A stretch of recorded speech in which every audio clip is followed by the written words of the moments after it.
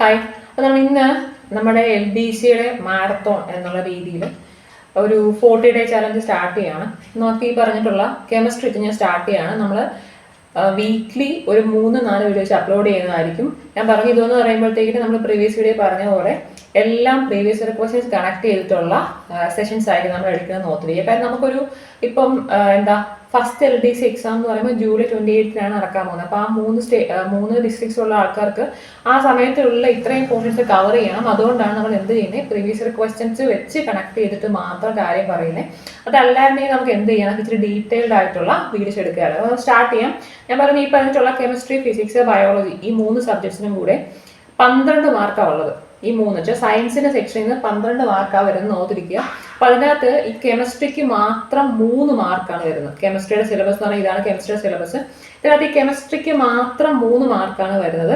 ഇതിന്റെ ഫിസിക്സിന് 3 mark, ബയോളജിക്ക് 6 mark. ഇതാണ് ഇതിന്റെ ഒരു സ്കീം എന്ന് പറയുമ്പോഴത്തേന്. അപ്പൊ ആലോചിച്ചിരിക്കുക, നമ്മൾ ഈ മറ്റ് സബ്ജക്ട്സിനെ കമ്പയർ ചെയ്യുമ്പോൾ നിങ്ങൾ ഹിസ്റ്ററി പഠിക്കുക അല്ലെങ്കിൽ ജോഗ്രഫി പഠിക്കുക, അതൊക്കെ എന്ന് പറയുമ്പോൾ തീരാത്ത സബ്ജക്ട്സ് ആണ്. അത്രയും വാസ്റ്റ് ആയിട്ടുള്ള സംഭവമാണ്. പക്ഷേ ഈ പറഞ്ഞ കെമിസ്ട്രി, ഫിസിക്സ്, ബയോളജി എന്നുള്ള ടോപ്പിക്സ് സിലബസ് ബേസ് ചെയ്തിട്ടുള്ള ടോപ്പിക്സ് എന്ന് പറയുമ്പോഴത്തേക്കിന് വളരെ കുറച്ചിട്ടേ ഉള്ളൂ. അതെന്ന് പറയുമ്പോൾ ഞാൻ എന്നും പറയുന്ന പോലെ SSCRT ടെക്സ്റ്റ് ബുക്സിനകത്തുള്ള ക്വസ്റ്റ്യൻസ് മാത്രമേ ചോദിച്ചിട്ടുള്ളൂ. ഞാൻ ഇന്ന് എടുക്കുന്ന വീഡിയോയ്ക്കകത്ത് നമ്മുടെ സെഷനകത്ത് ഞാൻ ഈ പറഞ്ഞിട്ടുള്ള ഓരോ ക്വസ്റ്റ്യൻസും അതിന് ബാക്കിയായിട്ട് ആ ക്വസ്റ്റ്യൻസിന്റെ ഡിസ്ക്രിപ്ഷനായിട്ട് വെച്ചിരിക്കുന്ന സെക്ഷൻസ് SSCRTക്ക് അതിന് എടുത്തിട്ടുള്ള സ്ക്രീൻഷോട്ട്സ് തന്നെയാണ്. അപ്പോൾ നിങ്ങൾക്ക് മനസ്സിലാകും ഈ പറഞ്ഞ ക്വസ്റ്റ്യൻസ് എല്ലാം, ഈ പറഞ്ഞ സയൻസിന്റെ ക്വസ്റ്റ്യൻസ് എല്ലാം 10th ലെവലിൽ ചോദിക്കുന്ന SSCRTയുടെ ടെക്സ്റ്റ് ബുക്കിൽ നിന്ന് മാത്രമാണ് കേട്ടോ. അപ്പോൾ നമുക്ക് സ്റ്റാർട്ട് ചെയ്യാൻ ഞാൻ പറയാണ്. ഈ പറഞ്ഞ കെമിസ്ട്രിയുടെ സെഷൻസ് ഞാൻ ഒരു 2-3 ക്ലാസ്, ചിലപ്പോൾ അത് കൂടാം, ചിലപ്പോൾ അതിൽ കൂട്ടാണ് എടുക്കുന്നത്. അപ്പോൾ അതിനുള്ളിൽ ഈ പറഞ്ഞ 3-4 ക്ലാസ് നിങ്ങൾ ഫുള്ളായിട്ട് കണ്ടു കഴിഞ്ഞാൽ അതിൻ്റെ കൂടെ ഓരോ ക്ലാസ് കഴിയുമ്പോഴും നമ്മൾ എന്ത് ചെയ്യും, ടെലഗ്രാമിൻ്റെ ചാനലിൽ അന്ന് ക്ലാസ് അപ്ലോഡ് ചെയ്ത് കഴിഞ്ഞിട്ട് 1 മണിക്കൂറിനുള്ളിൽ നമ്മൾ എന്തോ ചെയ്യുന്നുണ്ടായിരിക്കും. ചിലപ്പോൾ ഈ പറഞ്ഞിട്ട് കറണ്ട് അഫെയർ ബേസ്ഡ് ആയിട്ടുള്ള ഒരു റിവിഷൻ പോലെയുള്ള രീതിയിൽ ഒരു ക്വിസ് സെറ്റ് ചെയ്യും. അതല്ലാന്നുണ്ടെങ്കിൽ ഈ പറഞ്ഞ സെഷൻസിന്റെ ബാക്കിയായിട്ട് അഡീഷണൽ ക്വസ്റ്റ്യൻസ് എന്ന് പറഞ്ഞൊരു PDF ഞാൻ എന്തായാലും പ്രൊവൈഡ് ചെയ്യുന്നതായിരിക്കും. അപ്പോൾ അതിൻ്റെ അകത്തുള്ള ക്വസ്റ്റ്യൻസും കൂടെ ചെയ്ത് പഠിക്കണം. എന്നാൽ മാത്രമേ ഈ പറഞ്ഞിട്ടുള്ള, അങ്ങനെ പഠിച്ചാൽ ഈ പറഞ്ഞ കെമിസ്ട്രിക്ക് 3 മാസം കിട്ടും. കാര്യം അതിനകത്ത് വേറെ വലിയ കാര്യങ്ങളൊന്നുമില്ല കേട്ടോ. നമുക്ക് സ്റ്റാർട്ട് ചെയ്യാം. നോക്കി, ഞാനൊരു 30 മിനിറ്റ് അല്ലെങ്കിൽ ഒരു മാക്സിമം 35 മിനിറ്റ് വെച്ചിട്ട് ഒരു സെഷൻ വരത്തുള്ളൂ. അപ്പോൾ നോക്കി, ഇതാണ് നമ്മുടെ കെമിസ്ട്രിയുടെ സിലബസ്. ഇതാണ് കെമിസ്ട്രിയുടെ സിലബസ്. ഈ സിലബസിനകത്ത് ഞാൻ ഈ പറഞ്ഞിട്ടുള്ള ഇമ്പോർട്ടൻ്റ് ആയിട്ടുള്ള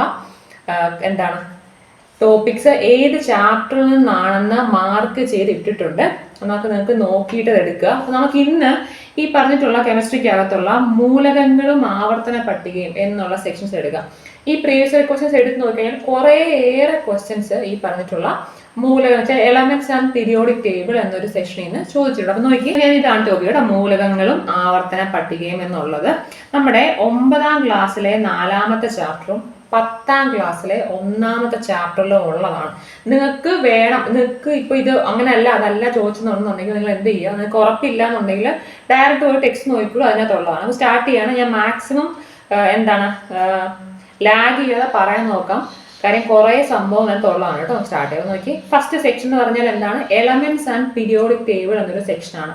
നോക്കിയോ, ഫസ്റ്റ് ഒരു ക്വസ്റ്റ്യൻ ഞാൻ കാണിച്ചത്. നോക്കി, ഇത് ചോദിച്ചിട്ടുള്ള ക്വസ്റ്റ്യൻ ആണ്. നോക്കി, ക്വസ്റ്റ്യൻ എക്സ് എന്ന മൂലകത്തിന്റെ, എക്സ് എന്ന ഒരു എലമെന്റിന്റെ ആറ്റത്തില് 3 ഷെല്ലുകളുണ്ട്. നോക്കി, എത്രയാണ്? 3 ഷെല്ലുകളുണ്ട്. അതുപോലെ തന്നെ ഈ മൂലകത്തിന്റെ ബാഹ്യതമ ഷെല്ലിൽ 1 ഇലക്ട്രോണും അടങ്ങിയിരിക്കുന്നു എന്നുള്ളതാണ് നമ്മുടെ തന്നിട്ടുള്ള പോയിന്റ്. എന്താണെന്നുള്ള വായിച്ച ക്വസ്റ്റ്യൻ. എക്സ് എന്ന മൂലകത്തിന്റെ ആറ്റത്തില് 3 ഷെല്ലുകളുണ്ട്. ഈ മൂലകത്തിന്റെ ബാഹ്യതമ ഷെല്ലിൽ എത്ര ഉണ്ട്? 1 ഇലക്ട്രോണും അടങ്ങിയിട്ടുണ്ട്. അങ്ങനെയാണെങ്കിൽ ഈ പറഞ്ഞ എലമെന്റിന്റെ പിരീഡും ഗ്രൂപ്പും കണ്ടുപിടിക്കുക എന്നുള്ളതാണ് ക്വസ്റ്റ്യൻ. ഇത് എങ്ങനെ ചെയ്യും? അറിയാവുന്നവരാണെന്നുണ്ടെങ്കിൽ നിങ്ങൾ വീഡിയോ പോസ് ചെയ്തിട്ട് എന്ത് ചെയ്യുക, ആൻസർ പറഞ്ഞു നോക്കുക. അല്ലാത്തവരാണെങ്കിൽ ഞാൻ ഈ പറയുന്നത് കേൾക്കുക. നോക്കിയാൽ ഇവരെന്താ പറഞ്ഞിരിക്കുന്നത്, ഇതിന് 3 ഷെല്ലുണ്ട് അല്ലേ. 3 ഷെല്ലും ഈ പറഞ്ഞ പോലെ 3 ഷെല്ലും 1 ഇലക്ട്രോണാണ്. പക്ഷെ അതിന്റെ ഔട്ടർ മോസ്റ്റ് ഷെല്ലിലുള്ള 1 ഇലക്ട്രോണുമാണ് എന്നുള്ളതാണ് ഇതിന്റെ തന്നിരിക്കുന്ന പോയിന്റ്. ഇതിന്റെ ആൻസർ എന്ന് പറഞ്ഞാൽ 3ാമത്തെ പീരീഡും 1ാമത്തെ ഗ്രൂപ്പും എന്നാണ്. എങ്ങനെ വന്നെന്ന് ഞാൻ പറഞ്ഞു കേൾപ്പിക്കാം.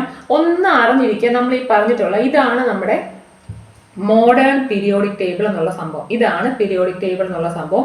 ഇതിൻ്റെ അകത്ത് ഈ വെർട്ടിക്കൽ പോകുന്നത് ഈ കണ്ടോ, ഈ ഓരോ കോളംസ് ആണ് എന്ത്, ഇതിനെയാണ് നമ്മൾ ഗ്രൂപ്പ് എന്ന് പറയുന്നത്. ഈ വെർട്ടിക്കൽ പോകുന്ന കോളമാണ് ഗ്രൂപ്പ് എന്ന് പറയുമ്പോഴത്തേക്കിന് ഇനി ഈ ഹൊറിസോണ്ടൽ പോകുന്ന സംഭവം, ഈ പോകുന്ന ഓരോ സംഭവങ്ങളും എന്താണ്, ഇതിൽ ഓരോന്ന് എന്താണ്, അതിനെയാണ് നമ്മൾ പീരീഡ്സ് എന്ന് പറയുന്നത് കേട്ടോ.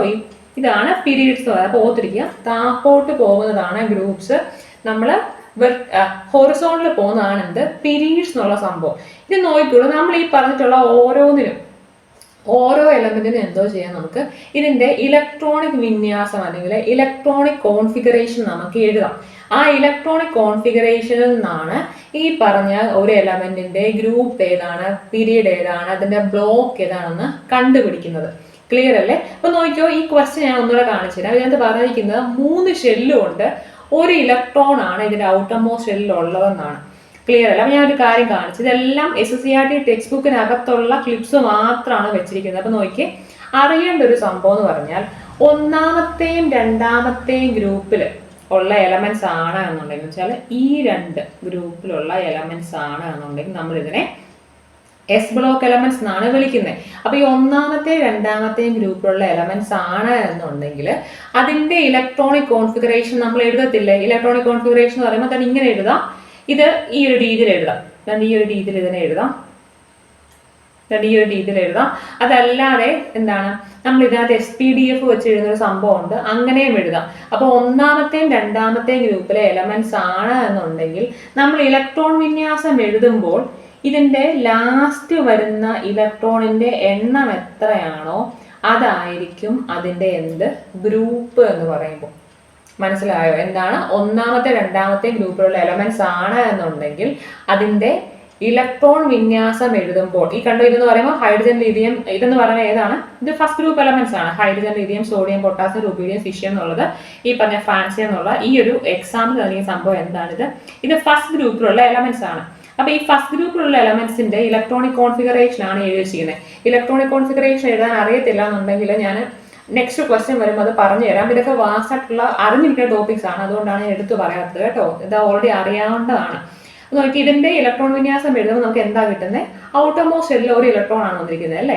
അപ്പോൾ ഓർത്തിരിക്കുക, ഫസ്റ്റ് ഗ്രൂപ്പും സെക്കൻഡ് ഗ്രൂപ്പും എലമെന്റ്സ് ആണ് എന്നുണ്ടെങ്കിൽ അതിന്റെ ഇലക്ട്രോൺ വിന്യാസം എഴുതുമ്പോൾ അതിന്റെ അവസാനം വരുന്ന അല്ലെങ്കിൽ ബാഹ്യതമ ഷെല്ലിലെ ഇലക്ട്രോണിന്റെ എണ്ണത്തിന് ഈക്വൽ ആയിരിക്കും എന്ത്, അവയുടെ ഗ്രൂപ്പ് നമ്പർ. തെറ്റിക്കരുത് കേട്ടോ, അത് ഈ ഇവിടെ എഴുതി വെച്ചിട്ടുണ്ട്. ഇത് ടെക്സ്റ്റിലുള്ള പോയിന്റ് ആണ്, അത് തന്നെ ചോദിച്ചിട്ടുള്ളൂ. അപ്പൊ നമ്മുടെ ക്വസ്റ്റ്യൻ പ്രകാരം നോക്കിയ ക്വസ്റ്റ്യൻ എന്താ പറഞ്ഞിരിക്കുന്നത്, ഈ മൂലകത്തിന്റെ ആറ്റത്തിന് 3 ഷെല്ലുകളുണ്ട്, അതുപോലെ തന്നെ ബാഹ്യതമ ഷെല്ലിൽ 1 ഇലക്ട്രോൺ അടങ്ങിയിരിക്കുന്ന പറഞ്ഞിരിക്കുന്നത് അല്ലേ.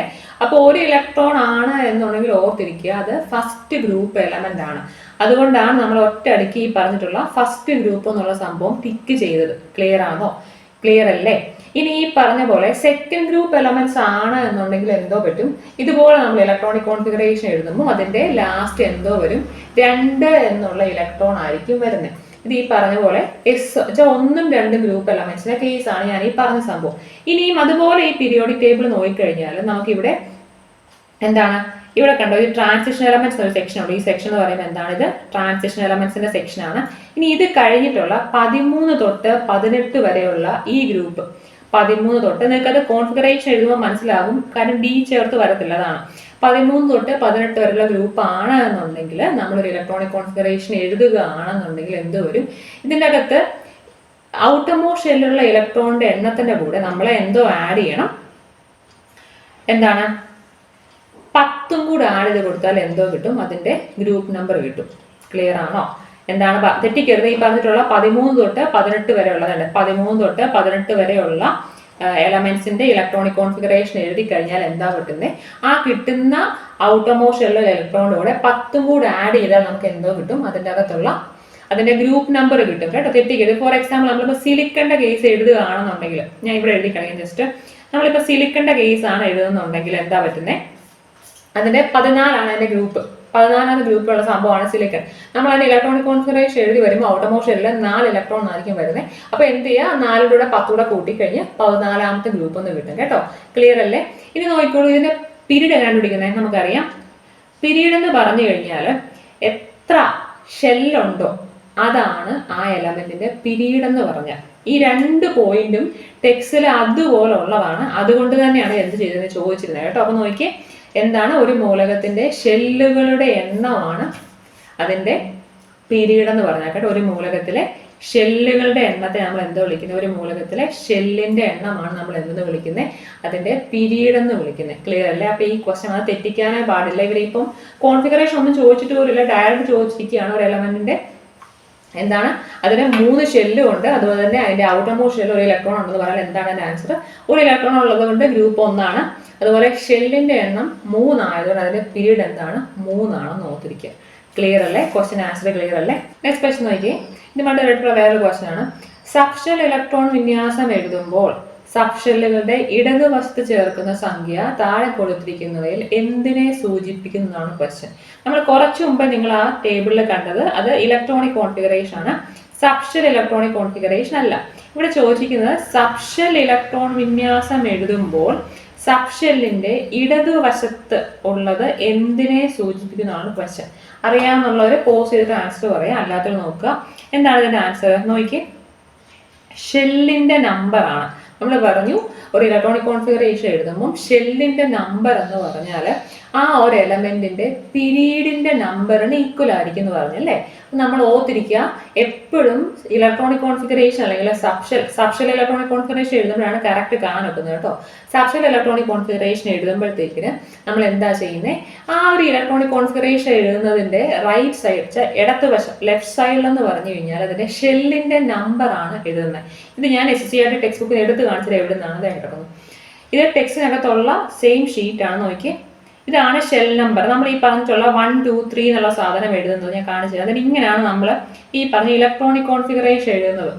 1s2 2s2 2p6 എന്നുള്ള രീതിയിലാണ് നമ്മൾ എന്ത് എഴുതുന്നത്? ഇലക്ട്രോണിക് കോൺഫിഗറേഷൻ എഴുതുന്നത്. നോക്കി, ഫോർ എക്സാമ്പിൾ എന്ന് പറയുമ്പോഴത്തേക്കിന് ഹൈഡ്രജന്റെ എഴുതുകയാണെന്നുണ്ടെങ്കിൽ ഹൈഡ്രജൻ ഹീലിയം നില സ്റ്റാർട്ട് ചെയ്യുന്നത്. അപ്പൊ ഹൈഡ്രജൻ അറ്റോമിക് നമ്പർ 1 ആണ്. അപ്പൊ നോക്കി, ഇതാണ് ഈ പറഞ്ഞ ഹൈഡ്രജന്റെ സബ്ഷെൽ ഇലക്ട്രോണിക് വിന്യാസം.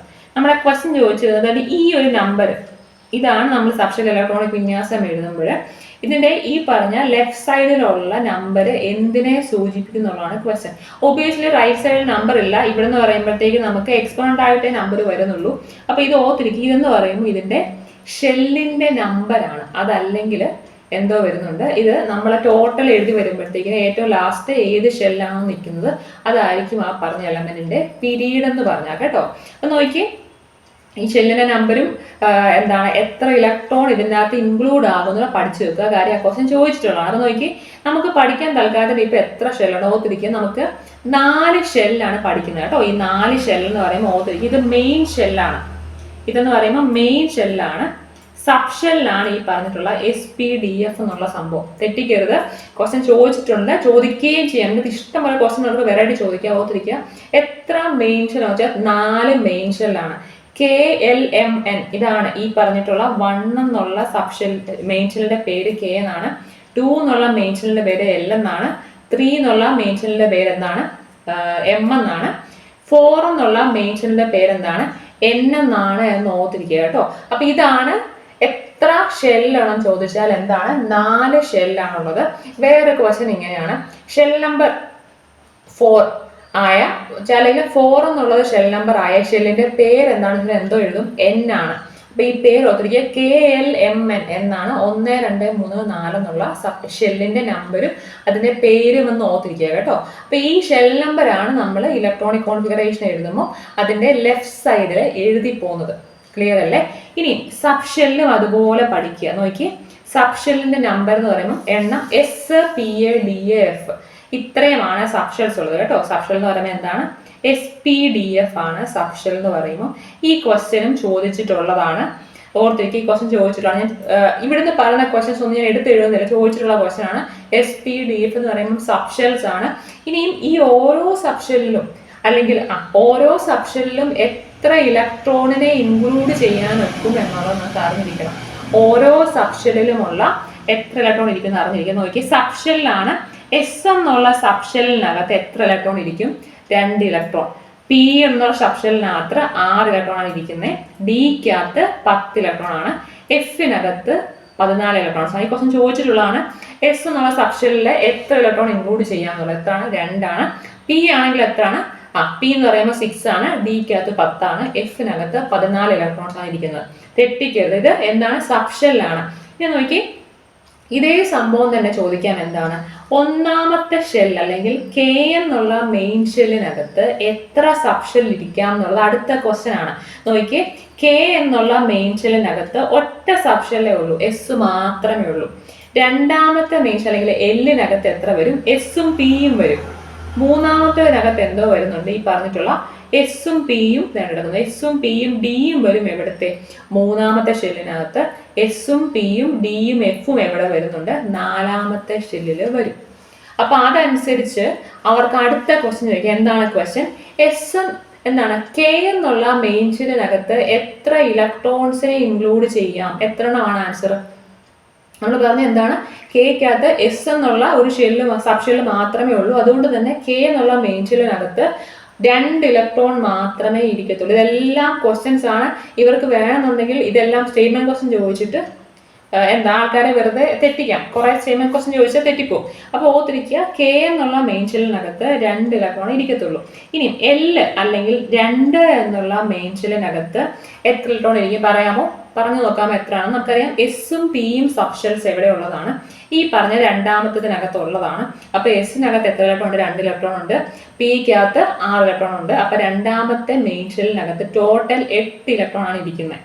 എന്നുള്ള മെയിൻ ഷെല്ലിനകത്ത് 8 ഇലക്ട്രോൺ ഇരിക്കുന്ന ഓർത്തിരിക്കുക. അതുപോലെ സിമിലർലി ഡി തേർഡ് മെയിൻ ഷെല്ലിലും ഫോർത്ത് മെയിൻ ഷെല്ലിലും എത്ര ഇലക്ട്രോൺ വരുമെന്ന് നിങ്ങൾ സ്വയം ഒന്ന് പറഞ്ഞ് കമന്റ് ഇട്ട് നോക്കുക കേട്ടോ. അപ്പോൾ ഓർത്തിരിക്കുക, അതിനകത്ത് എത്ര സബ്ഷെല്ലുണ്ടോ ആ ഓരോ സബ്ഷെല്ലിലും ഇൻഡിവിജ്വൽ ആയിട്ട് എത്ര സ്റ്റോർ ചെയ്യാം, അത്രയും ആയിരിക്കും ഈ പറഞ്ഞിട്ടുള്ള മെയിൻ ഷെല്ലിനകത്ത് വരുന്ന ഇലക്ട്രോണിന്റെ എണ്ണം.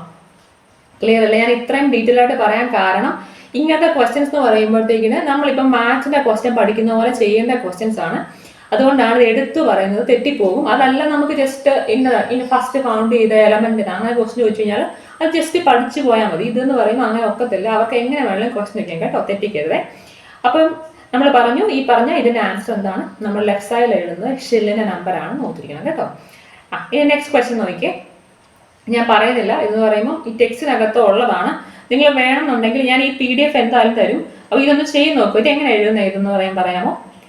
ഇതെന്ന് പറയുമ്പോൾ ഇതേണ്ട നോക്കിയോളൂ, ഈ കാർബണിന്റെ ഇലക്ട്രോണിക് കോൺഫിഗറേഷൻ എങ്ങനെ എഴുതാം? നമുക്കറിയാം 1s2 ആണ്, 2s2 ആണ്, ബാക്കി എത്ര ഉണ്ട്, 2p2. ഇതാണ് ഈ പറഞ്ഞിട്ടുള്ള കാർബണിന്റെ ഇലക്ട്രോണിക് കോൺഫിഗറേഷൻ എന്ന് പറയുമ്പോൾ നോക്കിയിരിക്കണം കേട്ടോ, തെറ്റിക്കരുത്. ഇങ്ങനെ അത് എഴുതുന്നത് എത്ര എണ്ണമാണ് ഫില്ല് ചെയ്ത് പോകുന്നത്, അത് കറസ്പോണ്ടിങ് ആയിട്ടായിരിക്കും എഴുതുന്നത്. നെക്സ്റ്റ് ക്വസ്റ്റ്യൻ നോക്കിയേ, താഴെ കൊടുത്തിരിക്കുന്നവയിൽ ഏതാണ് ഏക ആറ്റോമികം എന്നുള്ളതാണ് ക്വസ്റ്റ്യൻ. താഴെ കൊടുത്തിരിക്കുന്നവയിൽ ഏതാണ് ഏക ആറ്റോമികം എന്നുള്ളതാണ് ക്വസ്റ്റ്യൻ. ഇതിന്റെ ആൻസർ എന്താണ്, ഹീലിയം ആണ് കേട്ടോ. താഴെ കൊടുത്തിരിക്കുന്നതിൽ ഏകാറ്റോമികമായിട്ടുള്ള എലമെന്റ് എന്ന് പറയുന്നത് എന്താണ്, ഹീലിയം ആണ് എന്ന് ഓർത്തിരിക്കുക കേട്ടോ, ഹീലിയം ആണ്.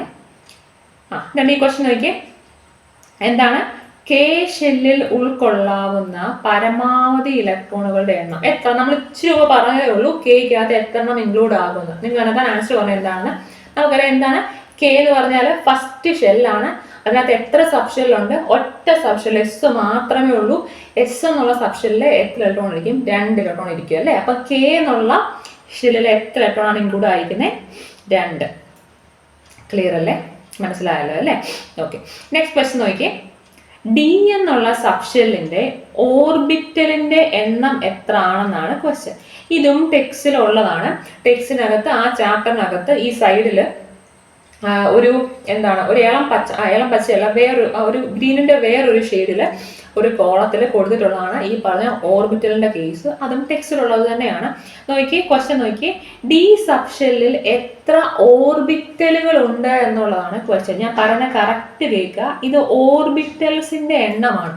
നമ്മൾ പറഞ്ഞു ഈ ഡി സബ്ഷെല്ലിനകത്ത് എത്ര ഇലക്ട്രോൺ ഇൻക്ലൂഡ് ചെയ്യാൻ പറ്റും. ഡിക്കകത്ത് എസിനകത്ത് 2 ആണ്, ഡിക്കകത്ത് 6 എണ്ണമാണ് അല്ലേ. ഓക്കെ, ഡിക്കകത്ത് 10 എണ്ണമാണ്, പിക്കകത്താണ് എത്ര, 6 എണ്ണം അല്ലേ. അപ്പൊ ഡിക്കകത്ത് ടോട്ടൽ എത്ര ഇലക്ട്രോൺസ് ഇരിക്കുന്നു പഠിക്കുക. എത്രയാണ് ഡിക്കകത്തുള്ള ഇലക്ട്രോൺസിന്റെ എണ്ണം എത്രയാണ് നമുക്കറിയാം, 10 എണ്ണമാണ് അല്ലേ. ഇലക്ട്രോൺസിന്റെ എണ്ണം എത്രയാണ്, 10 എണ്ണമാണ്. അപ്പൊ ഞാൻ ഇനി പറഞ്ഞ കറക്റ്റ് കേൾക്കുക, ഒരു ഓർബിറ്റലിനകത്ത് 2 ഇലക്ട്രോണേ ഇരിക്കത്തുള്ളൂ. എത്രയാണ്, ഒരു ഓർബിറ്റ് എന്ന് പറഞ്ഞാൽ അതിനകത്ത് 2 ഇലക്ട്രോൺസ് ആണുള്ളത്. തെറ്റിക്കരുത്, ഒരു ഓർബിറ്റലിനകത്ത് 2 ഇലക്ട്രോൺസ് ആണ് ഇരിക്കുന്നത്. അങ്ങനെയാണെന്നുണ്ടെങ്കിൽ ഇതിനകത്ത് എത്ര ഓർബിറ്റൽ വേണം, കാര്യം ഡിക്കകത്ത് ടോട്ടൽ 10 ഇലക്ട്രോൺ ഉണ്ട് അല്ലേ. അപ്പോൾ ഒരു ഓർബിറ്റിൽ 2 ഇലക്ട്രോൺ ഇരിക്കുകയാണെന്നുണ്ടെങ്കിൽ 5 ഓർബിറ്റൽ ഉണ്ടെങ്കിൽ മാത്രമേ ഈ പറഞ്ഞ 10 ഇലക്ട്രോൺസ് ഇരിക്കത്തുള്ളൂ. അതിന് ആൻസർ 5 എന്നാണ് കേട്ടോ. ക്ലിയർ അല്ലേ? മനസ്സിലായി? അങ്ങനെയാണെങ്കിൽ ഈ പറഞ്ഞ എസിനകത്ത് എത്ര ഓർബിറ്റൽ കാണും? എസിനകത്ത് ടോട്ടൽ 2 ഇലക്ട്രോൺ ഇരുന്നാൽ മതി. അപ്പോൾ ഒരു ഓർബിറ്റിലെ കാണുമ്പോൾ എസിനകത്ത് പിക്കകത്ത് 6 ഇലക്ട്രോൺ ഇരിക്കും. അതുകൊണ്ട് ഞാൻ പറഞ്ഞു ഒരു ഓർബിറ്റലിനകത്ത് 2 ഇലക്ട്രോൺ ഇരിക്കത്തുള്ളൂ. അപ്പൊ പിക്കകത്ത് എത്ര എണ്ണം വേണം? ടോട്ടൽ 6 ഇലക്ട്രോൺ ഇരിക്കണമെങ്കിൽ 3 ഓർബിറ്റൽസ് വേണം ഓർത്തിരിക്കുക. എഫിനകത്ത് 14 ഇലക്ട്രോൺ ഇരിക്കണം. അപ്പം 7 ഓർബിറ്റൽസ് വേണം എന്നുള്ള കാര്യം ഓർത്തിരിക്കുകയായിട്ട് തെറ്റിക്കരുതേ. ക്വസ്റ്റ്യൻ ഞാനാണ് പറഞ്ഞത്, ക്വസ്റ്റ്യൻ ചോദിച്ചിട്ടുള്ളതാണ് കേട്ടോ. നെക്സ്റ്റ് ക്വസ്റ്റ്യൻ നോക്കി. താഴെ കൊടുത്തിരിക്കുന്നവയിൽ ഓക്സിജന്റെ സബ്ഷെൽ ഇലക്ട്രോൺ വിന്യാസം ഏത് എന്നുള്ളതാണ് ക്വസ്റ്റ്യൻ. സബ്ഷെൽ ഇലക്ട്രോൺ വിന്യാസമാണ് എഴുതാൻ പോകുന്നത്. ഓർത്തിരിക്കുക. ഈ പറഞ്ഞ ഓക്സിജൻ എന്ന് പറയുമ്പോൾ എത്രയാണ്? നമുക്കറിയാം ഓക്സിജന്റെ അറ്റോമിക് നമ്പർ എത്രയാണ്? 8 ആണ്. അത് എവിടെ നിന്ന് കിട്ടും? പീരിയോഡിക് ടേബിളിൽ കാണാതെ വരണം കേട്ടോ. കുറച്ചൊക്കെ എലമെന്റ്സിന്റെ പേര് നമ്മളിപ്പോൾ പറഞ്ഞ hydrogen, helium, lithium, beryllium, boron, carbon എന്നുള്ള സംഭവം നമ്മൾ സ്കൂളിൽ പഠിക്കുന്നതാണ്. കുറേ ആണ്, ഒരു 20 എണ്ണത്തോളം പഠിക്കുന്നുണ്ടെന്നാണ് തോന്നുന്നു, എനിക്ക് ഓർമ്മയില്ല. ആ കുറേ നമ്മൾ പഠിച്ചു വെക്കുന്നതാണ് കാണാതെ. അപ്പൊ ഈ പറഞ്ഞ ഓക്സിജന്റെ അറ്റോമിക് നമ്പർ 8 ആണ്. ഈ 8 എന്നുള്ള അറ്റോമിക് നമ്പർ വരുന്ന ഓക്സിജന്റെ സബ്ഷെൽ ഇലക്ട്രോൺ വിന്യാസം എഴുതാനാണ് ക്വസ്റ്റ്യൻ. നിങ്ങൾക്ക് അറിയാവുന്നവരാണെന്നുണ്ടെങ്കിൽ പോസ് ചെയ്തിട്ട് എഴുതി നോക്കുക. അല്ലാത്തതാണ് ഞാൻ പറയാൻ നോക്കുക. നോക്കി നമ്മൾ പറഞ്ഞു 8 എണ്ണം വരും നോക്കണം അല്ലേ. എല്ലായിടത്തും 8 വരുന്നുണ്ട്. 5 2 നോക്കി 8 ടോട്ടൽ 8 ഇലക്ട്രോൺ വരുന്ന സാധനം മാത്രം നോക്കിയാൽ മതി കേട്ടോ. ബാക്കിയെല്ലാം കളയും. ഈ കേസിൽ എന്ന് പറയുമ്പോൾ 5 4 9 എണ്ണം വരുന്നുണ്ട്. ഇത് വരത്തില്ല. ഇത് 6 4 10 ലാസ്റ്റ് ഓപ്ഷൻ എന്ന് പറയുമ്പോൾ 10 എണ്ണം വരുന്നുണ്ട്. ഇത് വരത്തില്ല. ഇനി ഈ പറഞ്ഞിട്ടുള്ള എയും ബിയും മാത്രം നോക്കുക. നമ്മൾ പറഞ്ഞു എത്ര ഇലക്ട്രോൺ ആണോ വരുന്നത് അതിനെയാണ് തന്നെ ഈ മേളിൽ എഴുതുന്നത്. നമ്മൾ ഈ പറഞ്ഞിട്ടുള്ള ഈ കണ്ടോ ഈ 2 ഈ 4 എന്നൊക്കെ പറയുന്ന സംഭവം എന്താണ്? ഈ പറഞ്ഞിട്ടുള്ള ഇലക്ട്രോൺസിന്റെ എണ്ണം എടുത്തിടുന്ന സ്ഥലമാണ് അത്. ക്ലിയർ അല്ലേ? അപ്പൊ നോക്കുക, നമുക്കറിയാം എസിനകത്ത് 2 ഇലക്ട്രോൺ ആണ് ഫില്ലാണ്. അപ്പൊ 1s2 എന്നാണ്. 1s നെക്സ്റ്റ് വരേണ്ടത് 2s എന്നുള്ളതാണ്. വെച്ചാൽ നെക്സ്റ്റ് ഷെല്ലിലോട്ട് ചാടുകയാണ്. എല്ലാം എന്നുള്ള ഷെല്ലിൽ പോവാണ്. അപ്പൊ 2s2 ആണ്. 2 2 4.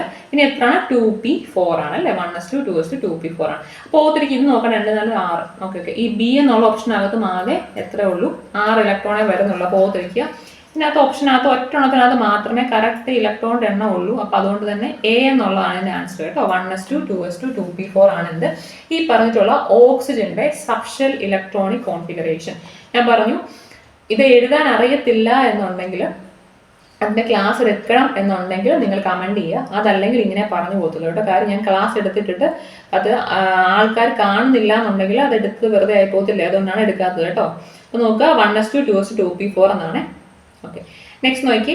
ആറ്റത്തിന്റെ സബ്ഷെല്ലുകൾ ആകാൻ സാധ്യതയില്ലാത്തത് ഏതെന്നുള്ളതാണ് ക്വസ്റ്റ്യൻ. പറയാൻ വേണ്ടിയിട്ടാണ്. എങ്ങനെ കണ്ടുപിടിക്കുക ഇത്? നമ്മൾ പറഞ്ഞ ഈ ഷെൽ നമ്പർ നോക്കിപ്പോയി. നമ്മൾ പറഞ്ഞാണ് KLM എന്നാണ് ഷെൽ നമ്പർ വരുന്നത്.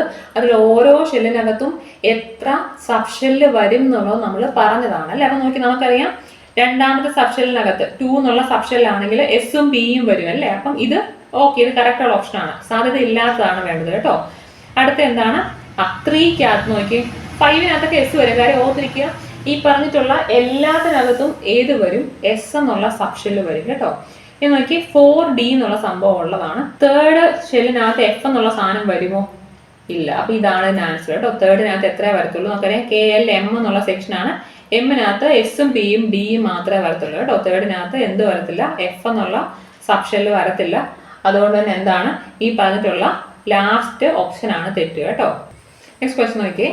ഈ പറഞ്ഞിട്ടുള്ള മൂലകങ്ങളുടെ ആവർത്തന പട്ടികയും ഇലക്ട്രോൺ വിന്യാസവുമായി ബന്ധപ്പെട്ട് താഴെ കൊടുത്തിരിക്കുന്ന പ്രസ്താവനകളിൽ ശരിയായവ ഏതാണെന്ന് മതി കേട്ടോ. ശരിയാണ് ഏതാണ് റൈറ്റ് ആയിട്ടുള്ളതെന്ന് മാത്രം ചെക്ക് ചെയ്യുക. നോക്കി ഫസ്റ്റ് ഓപ്ഷൻ എന്താണ്?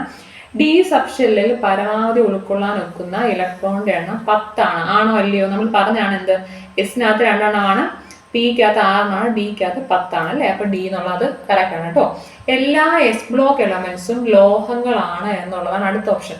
നമ്മൾ പറഞ്ഞു എസ് ബ്ലോക്ക് എന്ന് പറഞ്ഞു കഴിഞ്ഞാൽ നമ്മുടെ പീരിയോഡിക് ടേബിളിനകത്ത് 1ഉം 2ഉം ഗ്രൂപ്പിനെയാണ് നമ്മൾ എസ് ബ്ലോക്ക് എന്ന് പറയുന്നത് കേട്ടോ.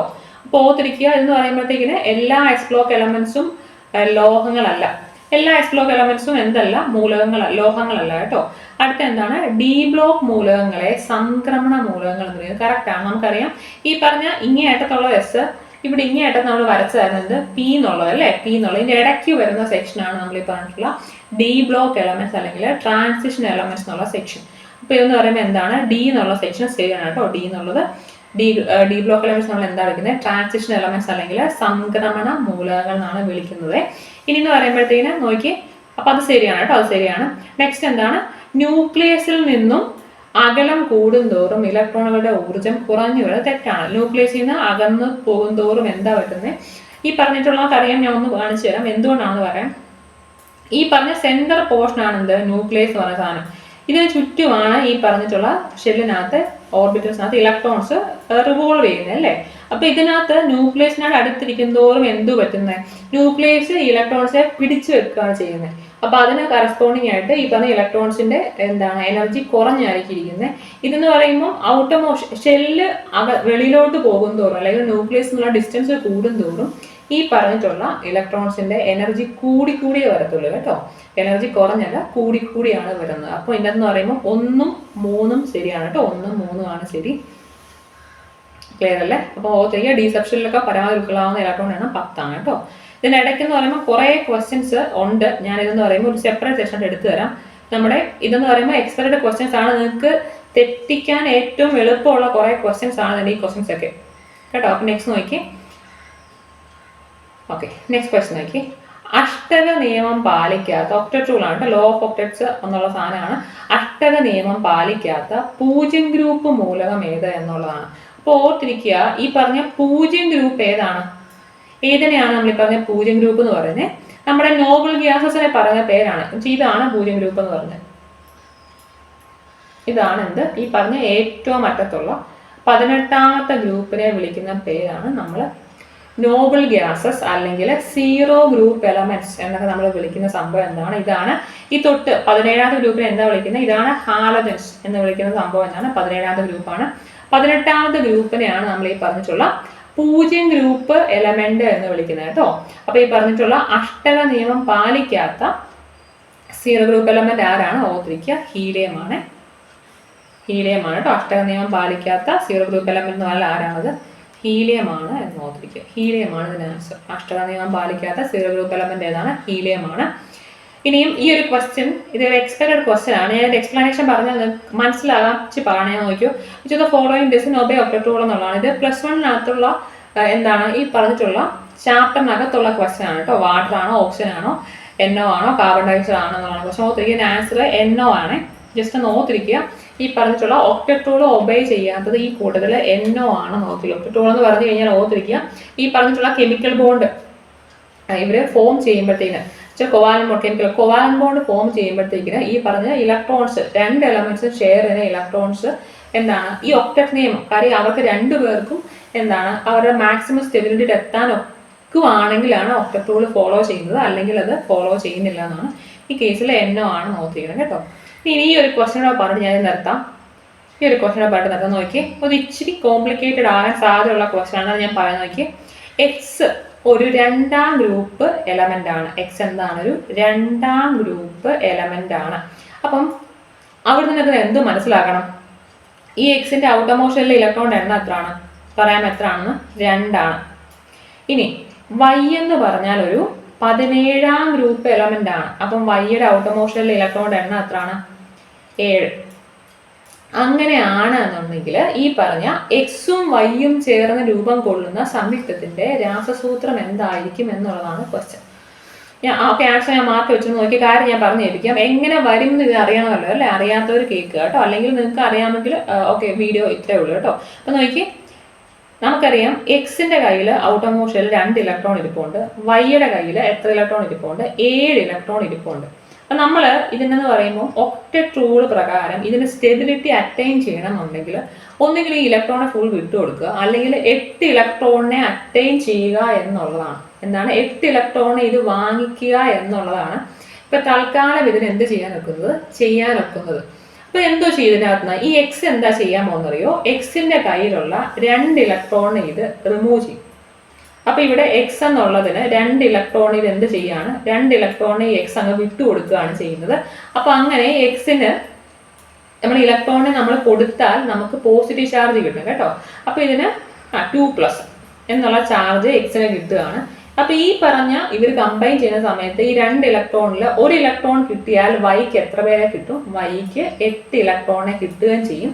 അപ്പോൾ അവൻ എന്തോ ആകുന്നുണ്ട്, ആ ഒക്ടറ്റ് കംപ്ലീറ്റ് ചെയ്യുകയും ചെയ്യുന്നുണ്ട് അല്ലേ. അപ്പോൾ ഈ വൈ എന്ന് പറയുമ്പോൾ എന്താ ചെയ്യുന്നത്, ഒരു ഇലക്ട്രോണെ അക്സെപ്റ്റ് ചെയ്യുമ്പോൾ അതിന് വൈക്ക് ഒരു നെഗറ്റീവ് ചാർജ് വരും കേട്ടോ. വൈക്ക് ഒരു നെഗറ്റീവ് ചാർജ് ആണ് ഈ പറഞ്ഞിട്ടുള്ള വൈക്ക് കിട്ടുന്നത്. അപ്പോൾ ഓർത്തിരിക്കുക, എക്സ് എത്ര ഇലക്ട്രോണെയാണ് റിലീസ് ചെയ്ത്, 2 ഇലക്ട്രോണെ.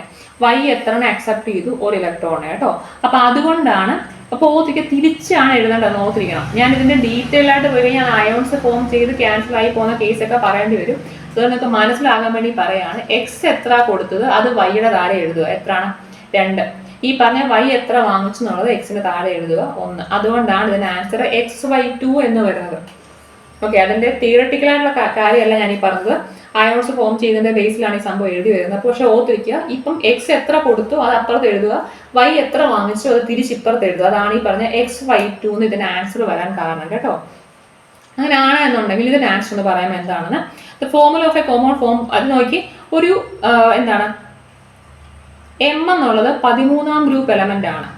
എം എന്നുള്ളത് 13ാം ഗ്രൂപ്പ് എലമെന്റ് ആണ്. അടുത്ത എക്സ് എന്നുള്ളത് 16ാം ഗ്രൂപ്പ് എലമെന്റ് ആണ്. അപ്പൊ എമ്മിന്റെ ഇലക്ട്രോണിക് കോൺഫിഗറേഷൻ എഴുതുകയാണെങ്കിൽ അതിന്റെ ഔട്ടർ മോഷനിൽ എത്ര ഇലക്ട്രോൺ വരും, 3 അല്ലേ. എക്സിന്റെ കേസിലും എത്ര ഇലക്ട്രോൺ വരും, 6. ഇനി എന്താ ഇപ്പൊ ചെയ്യാൻ പോകുന്നത്, ഈ എം എന്തോ ചെയ്യും, എമ്മിന്റെ കയ്യിലുള്ള 3 ഇലക്ട്രോണിനെ റിലീസ് ചെയ്യും അല്ലേ. അപ്പൊ ഈ എം ചെയ്യാൻ പോകുന്നത് ഇതിന്റെ 3 ഇലക്ട്രോൺസിനെ കൊടുക്കും. 3 ഇലക്ട്രോൺസ് ഇവൻ കൊടുത്തിട്ട് എമ്മിന് എന്തോ ചാർജ് വരും. 3 ഇലക്ട്രോൺസിനെ കൊടുത്തത് കാരണം എമ്മിന് 3+ എന്നുള്ള ചാർജ് വരും. എം കൊടുത്തു. ഈ നോക്കിയേ, ഈ എക്സിന് എത്ര ഇലക്ട്രോൺ വേണം ഒക്കറ്റ് കംപ്ലീറ്റ് ചെയ്യാൻ, 2 ഇലക്ട്രോൺ കൂടെ മതി അല്ലേ. അപ്പൊ ഈ എക്സ് എന്താ ചെയ്യാൻ പോകുന്നത്, ഈ ഇരുന്ന റിലീസ് ആയിരിക്കുന്ന 3 ഇലക്ട്രോണിനകത്തുനിന്ന് 2 ഇലക്ട്രോണിനെ ഈ പറഞ്ഞിട്ടുള്ള എക്സ് അക്സെപ്റ്റ് ചെയ്തിട്ട് എക്സിന് എന്ത് ചാർജ് വരും, എക്സിന് 2- എന്നുള്ള ചാർജ് വരും. അപ്പൊ നമ്മൾ എങ്ങനെ എഴുതും അത്, എം എത്ര കൊടുത്തത്, ഞാൻ ഇവിടെ എടുത്തെഴുതാം, എം എക്സ് എന്നാണ്. എം എത്ര ഇലക്ട്രോണെ കൊടുത്തത്, എം 3 ഇലക്ട്രോണെ കൊടുത്തു ആണല്ലോ. എക്സ് എത്ര ഇലക്ട്രോണെ വാങ്ങിച്ചു, 2. അപ്പൊ ഇതിന്റെ ആൻസർ എന്താണ്, M2x3 എന്നുള്ളതാണ് ഇതിന്റെ ആൻസർ. മനസ്സിലായോ, ഇതിന്റെ ആൻസർ എന്താണ്, M2x3 എന്നുള്ളതാണ് ഇതിന്റെ ആൻസർ. തെറ്റിക്കരുത് കേട്ടോ, തെറ്റിക്കരുത് കേട്ടോ. അപ്പൊ ഇങ്ങനെയാണ് എഴുതുന്നത്. അങ്ങനെ ആണ് എന്നുണ്ടെങ്കിൽ ഇതിന്റെ ആൻസർ നിങ്ങൾ തന്നെത്താൻ എഴുതാൻ നോക്കുക. എന്ന് പറയുമ്പോഴത്തേക്കും ഒരു സെക്കൻഡ് ഗ്രൂപ്പ് എലമെന്റും ഒരു 17ാമത്തെ ഗ്രൂപ്പ് എലമെന്റും കമ്പൈൻ ചെയ്യുമ്പോഴത്തേക്കിന് ഉണ്ടാകുന്ന കോമ്പൗണ്ടിന്റെ കെമിക്കൽ ഫോർമുല എന്താണെന്ന് നിങ്ങൾ എഴുതുക കേട്ടോ. അപ്പൊ ഇത് ഞാൻ ഇവിടെ വെച്ച് എൻഡ് ചെയ്യാണ്. അപ്പൊ അടുത്ത സെക്ഷനിൽ ഇതിന്റെ ബാക്കി എടുക്കാം.